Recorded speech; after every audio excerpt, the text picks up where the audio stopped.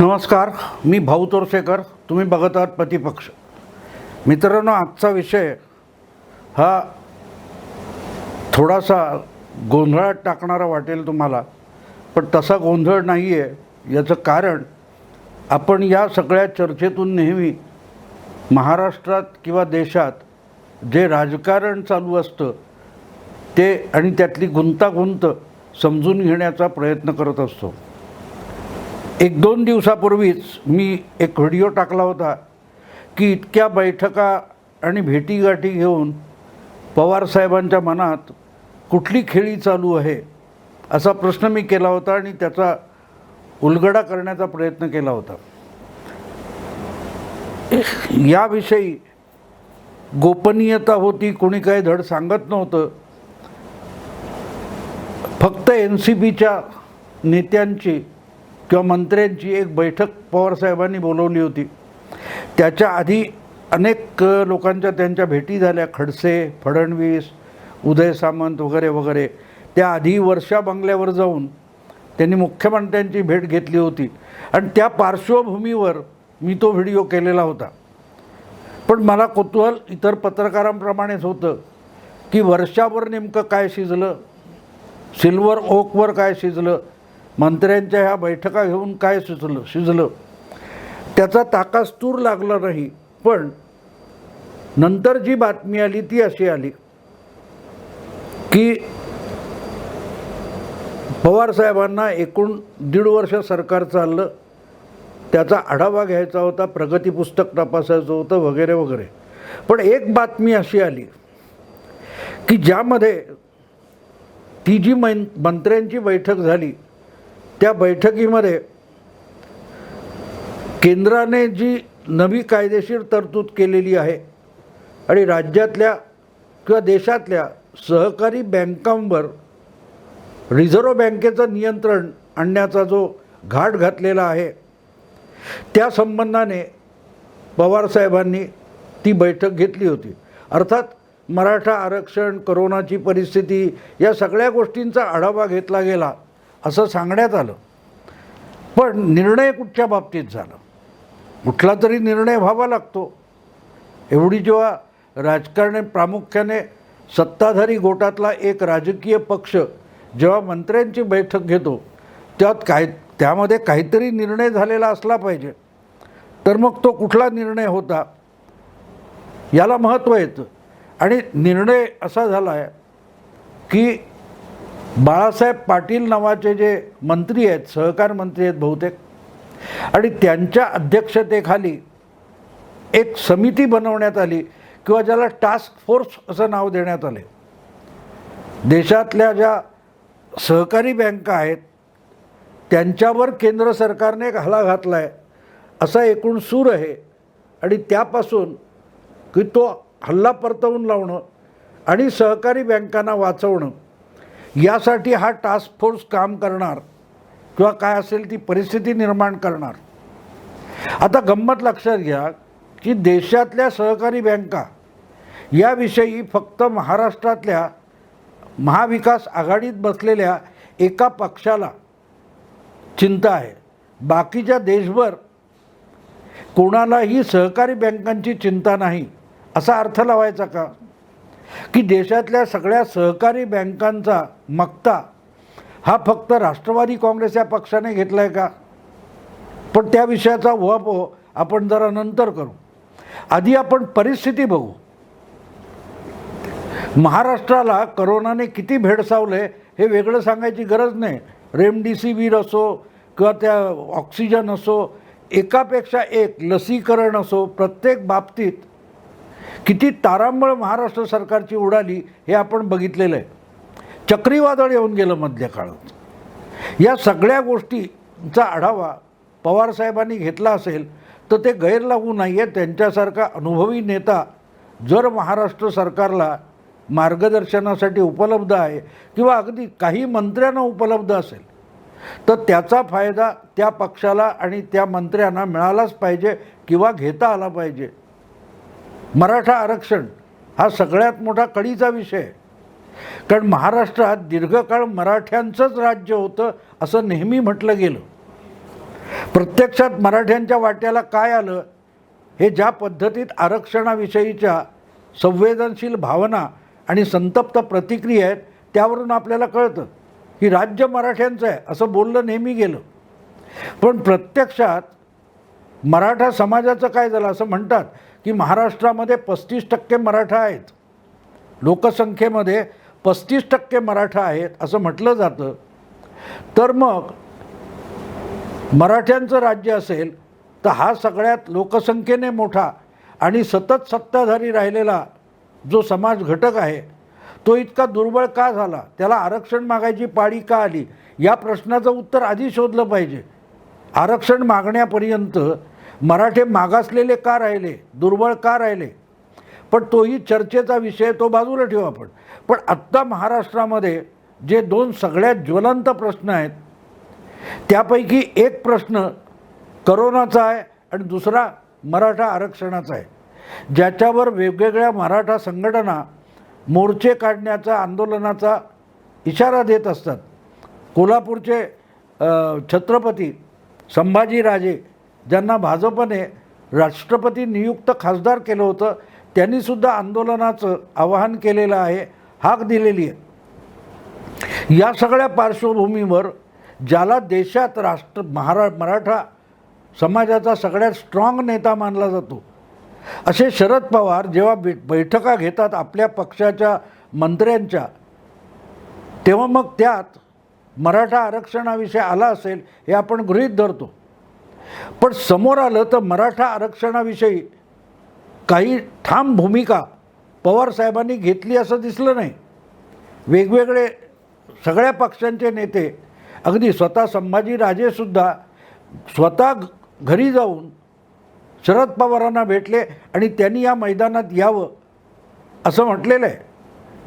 पण जी बैठक पवारसाहेबांनी घेतली त्याच्यात मराठा आरक्षणाविषयी काय उहापोह झाला याची गंधवार्ता माध्यमांना लागलेली नाही किंवा त्याविषयी जवळपास गोपनीयता आहे. म्हणजे भेडसावणारा मराठ्यांना भेडसावणारा जो प्रश्न आहे त्याविषयी मराठ्यांचे सगळ्यात स्ट्रॉंग नेते गप्प आहेत किंवा निदान आपलं नेमकं मत काय आहे हे सांगत नाही आहेत. ही थोडी चमत्कारिक गोष्ट वाटते. पण त्याच वेळेला देशामध्ये जे काय 1500 वगैरे सहकारी बँक आहेत त्याविषयी पवारांना आस्था आहे आणि म्हणून मला हा विषय मुद्दाम दोन गोष्टी एकत्र करून मांडावा असा वाटला की मराठा आरक्षण हे आज पवारांनीच बनवलेल्या महाविकास आघाडीसमोरचं सगळ्यात मोठं टास्क आहे, सगळ्यात मोठी समस्या, काय म्हणाल तो यक्षप्रश्न आहे की या मराठा आरक्षणाचा विषय मार्गी कसा लावायचा, ही सगळ्यात मोठी समस्या किंवा टास्क राज्यातल्या सरकारसमोर आहे 3 पक्षांच्या. पण त्याच वेळेला, अगदी त्याच वेळेला पवारसाहेब ज्यांनी हे सरकार बनवलं ते मात्र त्याविषयी कुठलीही भूमिका जाहीरपणे मांडत नाही आहेत. पण जी बैठक घेतली त्यामध्ये मात्र त्यांनी सहकारी बँका कशा वाचवायच्या, म्हणजे आपला फोर्स कुठे लावायचा, तर तो सहकारी बँका वाचवण्यासाठी लावायचा, अशी एक भूमिका समोर पवारसाहेबांची आलेली आहे. आणि म्हणून मी ते शीर्षक दिलेलं आहे, मराठा आरक्षणाचं टास्क आहे पण सहकारी बँका वाचवण्यासाठी फोर्स लावलेला आहे आणि त्याचं नाव आहे टास्क फोर्स. म्हणजे टास्क काय आहे आणि फोर्स काय आहे, तर टास्क कुठलं आहे आणि फोर्स कुठे लावला आहे हा प्रश्न विचारणं भाग होतं. तुम्हाला माहिती आहे मित्रांनो, पवारांची सगळी ताकद उत्तर महाराष्ट्राचा काही भाग, पश्चिम महाराष्ट्र आणि मराठवाड्याचा काही भाग इथे मानली जाते आणि हा सगळा प्रदेश हा सहकारी संस्था, सहकारी बँका, सहकारी अर्थकारण, सहकारी उद्योग व्यवसाय यांनी गजबजलेला प्रदेश आहे, ज्याला पवारांचं साम्राज्य मानलं जातं. सहकार हे पवारांचं क्षेत्र आहे की ज्याच्यावर पवार राजकारणात इतके ठामपणे उभे राहिले आणि आपला एक प्रभाव देशाच्या राजकारणावर सुद्धा पवारसाहेब पाडू शकले. तर त्याचं कारण ह्या सहकारी संस्था आहेत किंवा सहकार साम्राज्य म्हणतात. बहुतांश सगळे सहकार महर्षी हे पवारांचे पाठीराखे किंवा पूर्वज आहेत आणि त्या पवारांनी सहकार क्षेत्रासाठी उभं राहणं यात काहीही गैर नाही आहे. पण आत्ताच जे सहकाराचं साम्राज्य उभं राहिलं आहे ते कोणाच्या बळावर उभं राहिले त्याकडेही पाठ फिरवून चालणार नाही. सहकार सम्राट म्हणून मानले गेलेले बहुतांश लोक हे मराठा नेतेच आहेत. आपापल्या विभागामध्ये, जिल्ह्यामध्ये, तालुक्यामध्ये, क्षेत्रामध्ये, मतदारसंघामध्ये ज्यांनी आपला पाय घट्ट रोवला, त्या घट्ट रोवण्याचा सगळ्यात मोठा आधार सहकार क्षेत्र होतं. सहकारी बँका असतील, त्या बँकांकडून जे काय अर्थकारण खेळवलं गेलं त्यातून शेकड्यांनी सहकारी संस्था लहान मोठ्या उभ्या राहिल्या, सहकारी उद्योग उभे राहिले. काल परवा तुम्हाला आठवत असेल ज्यावेळेला दुसरी लाट आली करोनाची आणि त्यावेळेला ऑक्सिजनची जी टंचाई निर्माण झाली तेव्हा पवारसाहेबांनी सांगितलं की आपल्याकडे जे सहकारी कारखाने आहेत यांनी ऑक्सिजन निर्मितीकडे जावं, त्यांच्याकडे सगळी साधनं आहेत, टेक्नॉलॉजी आहे. सहकारी साखर कारखाने हे आपापल्या क्षेत्राला पुरेल इतकं ऑक्सिजन निर्माण करू शकतात, हवेतून शोषून घेऊन ऑक्सिजन निर्माण करू शकतात. हे पवारसाहेबांनी सांगितलं होतं. कारण महाराष्ट्रामध्ये 190हून अधिक साखर कारखाने आहेत, सहकारी साखर कारखाने आहेत. पण सहकारी साखर कारखाने त्यातले अनेक किती दिवाळखोरीत गेलेत हा विषय वेगळा आहे, त्याविषयी स्वतंत्र बोलता येईल. खरं तर त्याविषयी राजू शेट्टी अधिक चांगलं बोलू शकतील, पण ते सध्या पवारांनी देऊ केलेल्या NCPच्या कोट्यातल्या एका आमदारकीसाठी तोंडात मूग गिळून गप्प बसलेले आहेत. महाराष्ट्रामध्ये अनेक सहकारी बँका दिवाळखोरीत गेलेल्या आहेत. हजारने काही लाखाच्या संख्येने महाराष्ट्रातल्या सहकारी बँकांचे ठेवीदार हवालदिल झालेले आहेत. त्यांनी ठेवलेल्या ठेवी परत मिळू शकलेले नाहीत. अगदी ही आत्ता विधानसभा निवडणूक 2 वर्षापूर्वी झाली, त्याच्या जस्ट आधी PMC बँक नावाची मुंबईतली मोठी बँक, सहकारी बँक, मोठी बँक म्हणजे सहकारी बँक, ती दिवाळखोरीत गेली आणि त्यापैकी अनेक ठेवीदारांनी आत्महत्यासुद्धा केल्या, आत्महत्या झालेल्या आहेत. आणि मध्ये काहीतरी 1-2 महिने गेले की ते बिचारे रस्त्यावर येत आहेत आणि आमचे पैसे परत द्या, आमच्या ठेवी परत द्या, ते व्याज आम्हाला नको म्हणून रडतात, आंदोलनं करतात, धरणी धरतात, वेगवेगळ्या नेत्यांच्या दारात जाऊन बसत आहेत. ती पण एक सहकारी बँक आहे. काल परवा मला वाटते सातारा जिल्ह्यामधल्या शिवाजीराव भोसले सहकारी बँकेचं असंच झालेलं आहे. त्याच्यावर रिझर्व्ह बँकेने काही निर्बंध आणलेले आहेत. रायगड जिल्ह्यामध्ये कर्नाळा नावाची काहीतरी बँक आहे, कर्नाळा सहकारी बँक, तिच्याही ठेवीदारांमध्ये चलबिचल आहे. त्याखेरीज गेल्या 15-20 वर्षामध्ये डझनभर तरी जिल्हा सहकारी बँका किंवा इतर नागरी सहकारी बँका अशाच डबघाईला गेलेल्या आहेत. पण त्या बँका वाचवून त्यातल्या ठेवीदारांच्या ठेवी वाचवण्यासाठी पवारसाहेबांनी कधी पुढाकार घेतला हे माझ्या बघण्यात तरी नाही आहे. असेल तर जरूर कोणीतरी सांगावं. आज जे पवारसाहेब सहकारी बँका वाचवा, कारण सहकारी बँकांनी ग्रामीण भागामध्ये अर्थकारण उभं करायला मदत केली असं पवारसाहेब म्हणतात, तेव्हा त्यातल्या ठेवीदारांविषयी बोलत आहेत की ज्यांनी या सहकारी बँकातून प्रचंड प्रमाणात उचल करून कुठलीही परतफेड शक्य नाही म्हणून ज्या उद्योगांवर सहकारी उद्योग साखर कारखाने यांच्यावर जप्तीची वेळ आली त्यांच्या बाजूने उभे आहेत पवारसाहेब. पवारसाहेबांनी एकदा स्पष्ट करावं. ते बँकेवर विश्वास ठेवून, सहकारी बँकेवर विश्वास ठेवून ज्यांनी आयुष्यभराची कमाई या सहकारी बँकांमध्ये ठेवीच्या रूपाने भरली, त्यांच्या ठेवी वाचवण्यासाठी पवारसाहेब हा टास्क फोर्स वगैरे निर्माण करतायत की त्या बँका आणि त्या बँकांचे जे संशयास्पद असे संचालक आहेत त्यांना वाचवण्यासाठी टास्क फोर्स उभा करतायत. याचं उत्तर एकदा समोर येऊन पवारसाहेबांनी द्यावं. आणखीन एक गंमत तुम्हाला सांगितली पाहिजे. यामध्ये बहुतांश परत मराठेच सापडतील तुम्हाला. सहकार साम्राज्यामध्ये आणि सहकारी बँकांमध्ये सुद्धा मराठा नेतेच सापडतील, ते वेगवेगळ्या पक्षातले असतील, वेगवेगळ्या पक्षातले असतील, साखर कारखान्यामध्ये वगैरे वगैरे. पण आणखीन एक गंमत सांगण्यासारखी आहे, आणखीन एक गंमत मुद्दाम सांगितली पाहिजे. गेल्या विधानसभा निवडणुका झाल्या त्याच्या काही महिना 2 महिने किंवा 1-1.5 महिना आधी असेल, पवारसाहेबांच्या काय ते पवारसाहेबांना ईडीची नोटीस येणार म्हणून एक बातमी आली होती आणि त्यावरून मुंबईमध्ये एक मोठा तमाशा झाला होता, आठवत असेल तुम्हाला. आणि काय होतं तर महाराष्ट्र राज्य मध्यवर्ती सहकारी बँक जी आहे, जी बरखास्त करून ज्याच्यावर एक प्रशासकीय मंडळ नेमलं गेलं होतं, त्यामध्ये जो काही आर्थिक घोटाळा झालेला आहे महाराष्ट्र राज्य मध्यवर्ती सहकारी बँकेत, त्या संदर्भातच पवारसाहेबांना ईडीची नोटीस येणार किंवा आली अशा बातम्या होत्या. आणि तेव्हा पवारसाहेबांना ती नोटीस गेली नव्हती, समन्स गेलं नव्हतं. पण पवारसाहेबांनी अतिशय धीरोदात्तपणे समन्स येईपर्यंत मी थांबत नाही, मीच उद्या ईडीच्या ऑफिसमध्ये जाऊन पोहोचतो अशी घोषणा केली होती.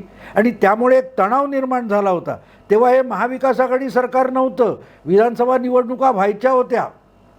आणि अशा वेळी पवारसाहेब थेट ईडीच्या ऑफिसमध्ये जायला निघाले आणि तिथे एक तणावपूर्ण वातावरण निर्माण होईल म्हणून मुंबईचे पोलीस आयुक्त तत्कालीन, मला वाटतं बर्वे नावाचे पोलीस आयुक्त होते, त्यांनी सिल्वर ओकवर जाऊन पवारसाहेबांना विनंती केली होती की तुम्हाला समज निघालेलं नाही तर तुम्ही जाऊ नका, तिथे काही गडबडी होतील, शांतता भंग होईल. मग ती विनंती स्वीकारून पवारसाहेबांनी ईडीच्या ऑफिसमध्ये जायचं नाटक थांबवलेलं होतं.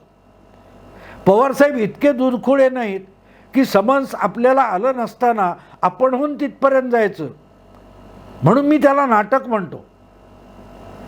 कारण ज्यांनी दीर्घकाळ राजकीय प्रशासन चालवलेलं आहे त्यांना समज नसताना चौकशीला जाऊन हजेरी लावायला जाण्यासारखं हा पवित्रा घेणं हेच नाटक मी म्हणतो.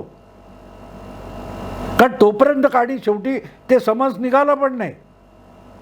मग जे समज निघणार पण नाही याची खात्री आहे, त्याच्यासाठी 4 कुठे बातम्या आल्या तर ते विधानसभेच्या निवडणुकीपूर्वीचं नाटक होतं. पण मुद्दा असा की ती सुद्धा समन्स किंवा चौकशी ईडीची ही सहकारी बँकेच्या घोटाळ्याविषयी होती. आणि त्याविषयी पवारसाहेबांनी सांगितलं होतं, मी कुठल्याही सहकारी बँकेचा कधीही संचालक नव्हतो किंवा तिथल्या कोणाच्या कर्ज देणं घेणं या निर्णयात माझा कधीही सहभाग नव्हता, मग माझी चौकशी कशाला, हा दावा पवारसाहेबांनीच केलेला होता त्या ईडी प्रकरणाच्या वेळेला. मग असा प्रश्न येतो की जर तुमचा कुठलाही हितसंबंध कधीही सहकारी बँकांच्या व्यवहारात, संचालनात किंवा काय म्हणतात त्या कारभारात नव्हता, तर आत्ता तुम्हाला सहकारी बँकांची इतकी चिंता का पडलेली आहे? ज्या मराठा समाजाने गेल्या 25-30 वर्षामध्ये पवारांना आपला सगळ्यात मोठा आणि सर्वश्रेष्ठ नेता मानलेला आहे, तो मराठा समाज आज आरक्षणाच्या सुप्रीम कोर्टातून प्रस्ताव किंवा कायदा फेटाळला गेल्यानंतर कमालीचा प्रक्षुब्ध झालेला आहे. तिथे मोठी घालमेल चालू आहे. त्याकडे पवारसाहेबांचं लक्ष नाही किंवा त्यासाठी काहीतरी करावं यासाठी पवारसाहेबांनी मिटिंग घेतलेली नाही किंवा पुढाकार घेतलेला नाही. पण तेच पवारसाहेब ज्या बँकिंग व्यवहारात, सहकारी बँकिंग व्यवहारात कधीही कुठेही नव्हते, हा त्यांचाच दावा आहे, ते सहकारी बँका वाचवायला बाहेर पडलेत. किती अजब गोष्ट आहे बघा.